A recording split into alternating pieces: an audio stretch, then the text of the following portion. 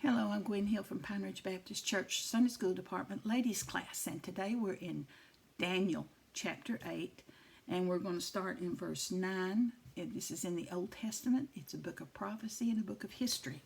We've covered history. We're in the vision and the prophecy section now, and it's extremely interesting. Daniel has just had a vision, the first part of a vision, where he sees the conquering of the Medo-Persian Empire by the Grecian Empire. Pay attention. Daniel, when he is writing this, it's the third year, the last year of Belshazzar, and he is the last Babylonian Empire king. And he's having this vision. He has saw where the Medo-Persians would take over Babylon, and now he's seeing where Greece will take over from the Medo-Persian. But right now, all of that is in his future. We can look back in the history books and we can see it just as clear. It's just very clear. Names and numbers and dates and everything. So we're going to start with verse number 9, and this is moving into the future. This is showing what's going to happen in this more personal, what's going to happen in the vision as it continues. Alexander, we saw Alexander die. The bighorn on the goat die, but there was 4 little horns that came up around it. Those 4 horns are the 4 captains of Alexander the Great's army. He has no living heir to step in for to be the leader. He had 2 children, one by a concubine and one by a wife, but they're just little children. So they're not able to keep this. So he divided his empire. He had 2 weeks where he was dying with a real high fever. We don't know what all was going on with him. Why history doesn't record for us the exact reason that he died. There's a lot of speculation about what it could be, but we don't really know. And so let's read from verse 9 down through verse 14. A lot of information there. I'm going to try to be a little quicker. I'm sorry. Out of one of them came forth, talking about the 4 horns that came up after Alexander's horn the large horn was knocked off. The 4 horns that came up around. Out of one of them came forth a rather small horn, which grew exceedingly great toward the south, toward the east, and toward the beautiful land. The beautiful land would be Jerusalem. It grew up to the host of heaven and caused some of the host and some of the stars to fall to the earth, and it trampled them down. It even magnified itself to be equal with the commander of the host, and it removed the regular sacrifice from him, and the place of his sanctuary was thrown down. And on account of the transgression, the host will be given over to the horn along with the regular sacrifice, and it will fling truth to the ground and perform its will and prosper. Then I heard a holy one speaking, and another holy one said to that particular one who was speaking, "How long will this vision about the regular sacrifice apply? And while the transgression causes horror, so as to allow both the holy place and the host to be trampled?" And then he said to me, "For 2,300 evenings and mornings, then the holy place will be properly restored." Let's look at that right away. Okay, Alexander the Great has died. He has his 4 captives, and then it says, out of one of these grew a rather small horn, which grew exceedingly great.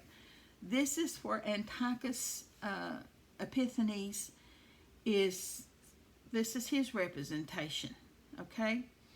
And the reason I say that, this is a dual, and this is where it comes in, where we're talking about things to come that are not that far off, and things to come that are at the end times, okay? So if you want to think that everything in the Old Testament in this chapter was fulfilled because of Antiochus, then you can look at it and say, not everything. Almost, but not everything. So that would make him a shadow of things to come. Out of one of them came forth a rather small horn, which grew exceedingly great toward the south, toward the east, and toward the beautiful land, toward Israel.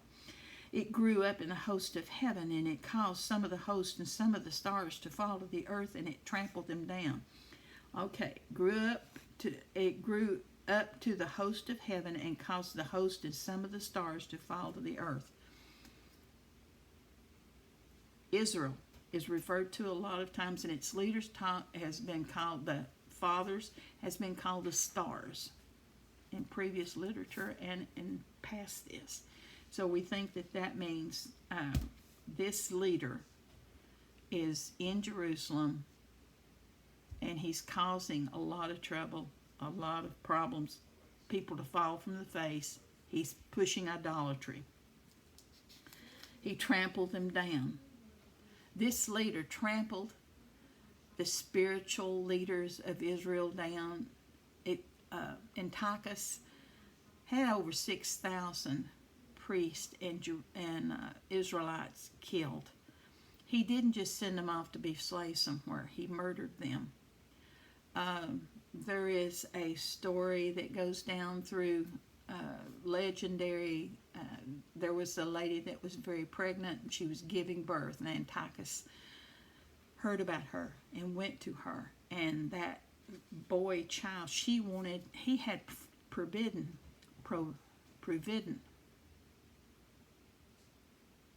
he had said, you can't do it. He had stopped them the practice of circumcision, which is the sign of the covenant with the Lord. And she made a vow that if her child was a son, he would be, not wait till the 8th day, he would be circumcised at his birth. Antiochus got there, or one of his soldiers got there just as she gave birth. He killed the child before she could circumcise it, and then he killed her using the child's cord. That's how evil this man was. So he caused a lot of them to be trampled down. A lot of death occurred. Antiochus was horrid, and he was out of the family lineage of one of the captains of Alexander, and that was Seleucus. It even magnified itself, this person even magnified itself to be equal with the commander of the host, and it removed the regular sacrifice from him, and the place of his sanctuary was thrown down. Okay. Daniel. Daniel is in Babylon, okay? And why is he in Babylon? Because Jerusalem was destroyed. The temple was destroyed. When Daniel was having this vision, he is seeing the temple. So that's a future temple. We know that when the time of Nehemiah, Ezra built the temple back. And then that temple was destroyed in AD 70. And now, if we look at the double meaning, this is telling you that at the end of times, there's going to be a temple there too. And it says, Antiochus. Can you imagine what Daniel thought and felt when he saw that temple in his vision? What a smile he would have had for an instant. For an instant. He saw in verse 11, that last part of it, and the place of his sanctuary was thrown down. That means it was desecrated. It had been, the temple is always consecrated to God, and there's certain ceremonies and things they go through to make sure it is clean and as holy as it can be, and it has been desecrated by this person. And Daniel, well, this wasn't in Daniel's time. This is in the year 179 BC, around that. So see, this is still 300 years into the future for Daniel. He said in verse 12, and on account of the transgression, the host will be given over to the horn along with the regular sacrifice, and it will fling truth to the ground, and perform its will and prosper. He says, and this evil person will prosper. God will allow this man to prosper. He will stop the sacrifices. Now take this on to the end times and the Antichrist. The temple's built. They start back with sacrifices, and he ends the sacrifice. When does that happen? In our study in Revelation, when did we say that would happen? At the 3.5-year point. Remember? Okay, then in verse 13. Look in your Bible and see if there's a little paragraph notation there. Just a little sign that says paragraph. It kind of looks like a Corinthian column. It has a little swoop and then 2 lines going down. Because in the original manuscripts, a new paragraph was starting right here. Then I heard a Holy One speaking. Now this is Daniel. He's listening as the vision, he's watching and listening as the vision comes forth in front of him. Then I heard a Holy One speaking. And another Holy One said to that particular one who was speaking, most people say these are 2 angels that are speaking. It says, one says, he asks the question, how long will this vision about the regular sacrifices apply, while the transgression causes horror so as to allow both the holy place and the host to be trampled? And he said to me, okay, one angel asked this question to the second angel. The second angel goes to answer, but when he answers, he looks at Daniel. He says to me, for 2,300 evenings and mornings, then the holy place will be properly restored. Okay. When he's looking at this angel is watching this vision as well as Daniel. And he is distressed. And he says, how long is this going to be allowed? How long would the Lord God let this man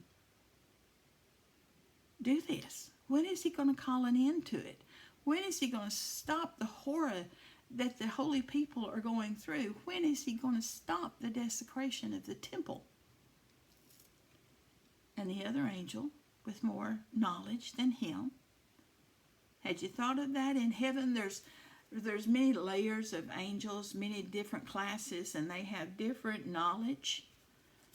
So this angel knows to ask the other angel, do you have an answer for this? When is this going to happen? And the second angel says, for 2,300 evenings and mornings. There's a lot of discussion. There's a lot of interpretation of 2 or 3, 4 different ways that you could understand this. I like the one I'm fixing to give to you. And if you want to know the others, look them up. I'm not going to portray them all because they're too difficult for me to understand. The Jews, when they worshipped in their temple and when they made sacrifices in the morning, sacrifices in the evening. So when he says 2,300, that's how many sacrifices are going to be until the temple's cleared. That actually is not 2,300 days, but it's 2,300 sacrifices, okay? So that would be 1,000. I had that written down somewhere. You figure it out while I think about it a minute. I've got too many notes. That would be 1,150 days. Okay? Now, if you count it this way, Antiochus, from the day that he desecrated the temple till the day that Judah Maccabee led the charge to get him out of the temple and to reconcentrate the temple, was 1,150 days. And I think that's what that means. That's how long. That's how long Antiochus is going to be allowed. Okay? That's how long he's going to be allowed.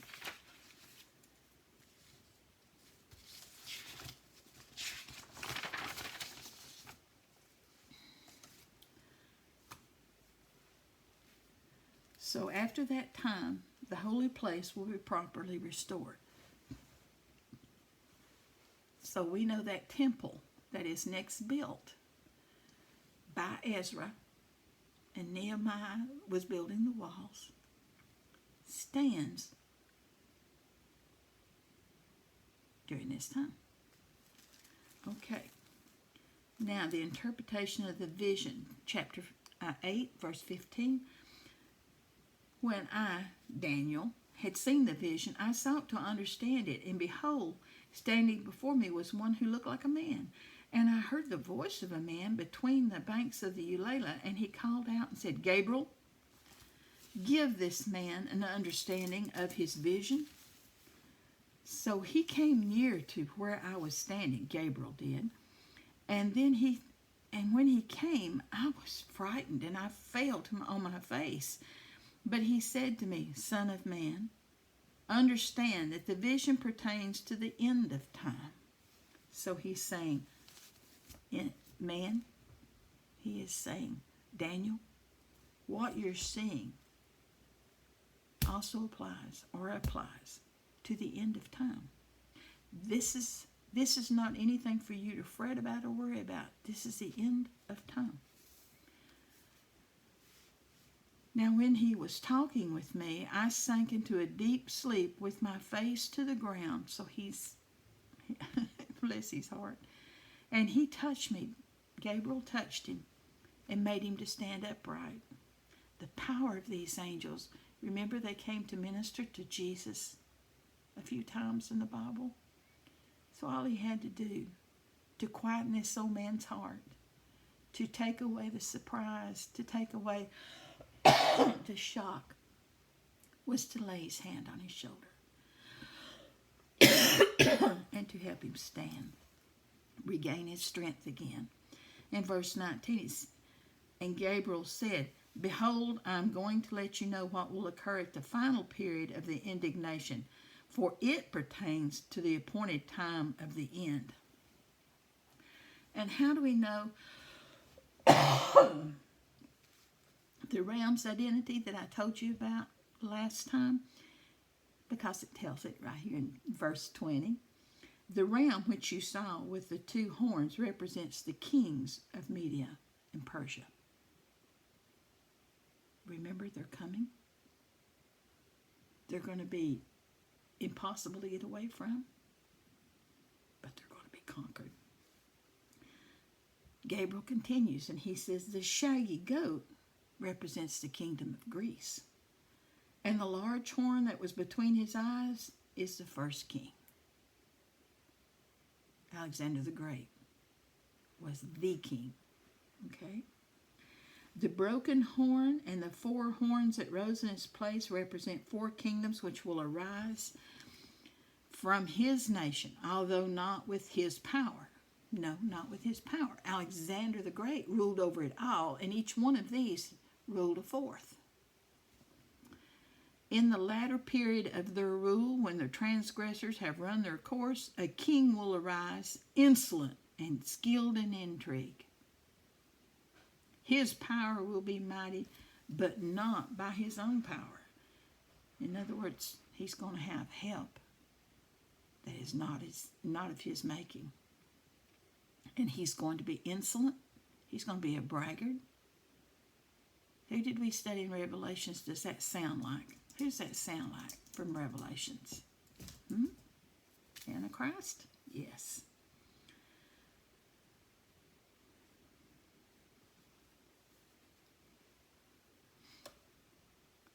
When the transgressors have run their course, the king will arise, insolent and skilled in intrigue. His power will be mighty, but not by his own power. And he will destroy to an extraordinary degree and prosper and perform his will. In other words, not God's will, but his will. He will destroy mighty men and the holy people. Who are the holy people?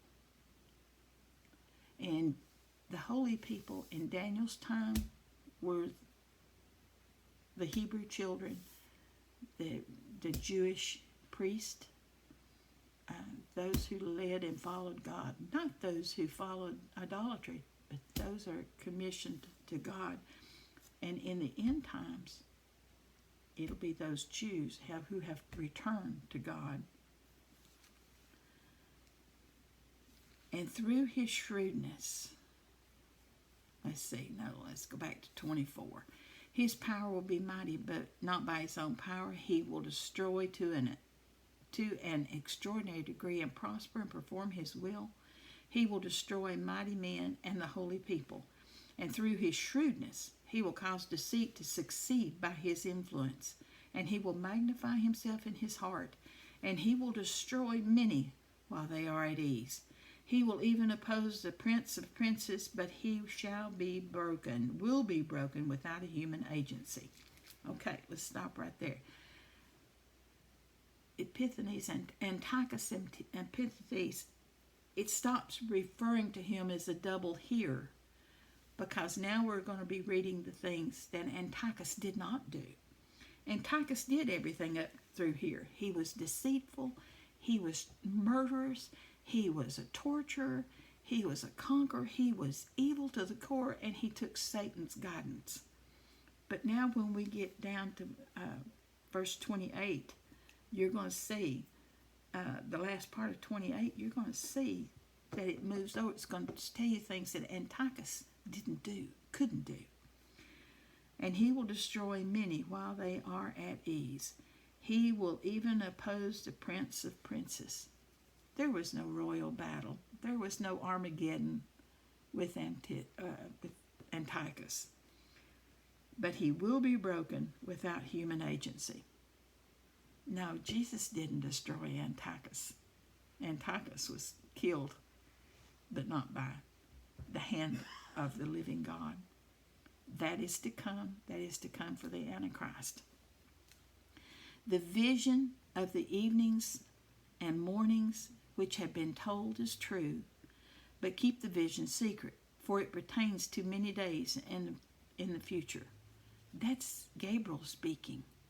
Gabriel says, this vision that's unfolding, you're seeing multiple days. You're seeing multiple times. And don't let that be let out. You share your visions, a lot of your visions. God's already told him to do a summary of the visions, not try to be detail-oriented. But now here, Gabriel is giving him instructions, and he said, but keep the vision secret, for it pertains to many days in the future. Don't do any more identifying. Keep some of the information secret. I wonder what else Daniel saw that Gabriel said no. In verse 27, this is Daniel now speaking. He said, then I was exhausted, and I was sick for days. And then I got up again, and I carried on the king's business, but I was astounded at the vision, and there was none to explain it. Daniel said, seeing what's going to happen to the Lord's people, to see the temple rebuilt and then desecrated, to see the bloodbath that's going to happen to my people, even in the future, even when we get to go back home, it's not going to stop the bloodbath. It's just going to be one right after another. It was so disturbing to him that he got physically sick and had to take to his bed for a week. As he wrestled and as he grappled with, how do I explain this? How do I explain this? And why do I need to explain it? Because I can't tell it to anybody. Gabriel told me not to share. So Daniel was exhausted. I think his adrenaline was high the whole time. I think being 85 plus when he got this vision was probably right at the max of what this man could handle at this particular time. To be in the presence of a holy angel of the caliber of Gabriel would have been phenomenal. And it just took it out of him.